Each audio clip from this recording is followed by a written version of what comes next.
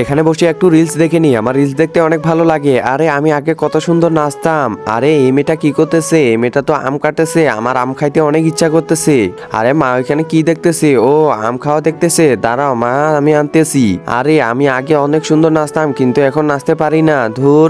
আরে আঙ্কেলটা এখানে কি করতেছে? আঙ্কেলটা তো আম বিক্রি করতেছে, আঙ্কেলটার কাছে আম নিয়ে নি। এই তো আম নিয়ে নিলাম, এখন আমগুলোকে রেডি করতে হবে। প্রথমে আমের গোটাগুলো ছড়া দিতে হবে, এরপর আমগুলোকে হালকা করে কেটে নিতে হবে, এরপর এর মধ্যে মরিচ দিয়ে দিতে হবে, এর উপর মরিচের গুঁড়া দিয়ে দিতে হবে, এরপর হালকা একটু লবণ দিয়ে দিতে হবে।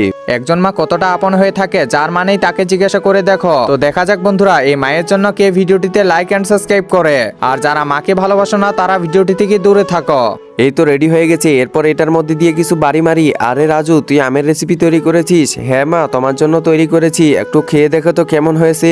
আরে সেই হয়েছে, ওয়াও এত সুন্দর করে বানাতে পারিস। বন্ধুরা রাজুর জন্য সাবস্ক্রাইব করে দাও।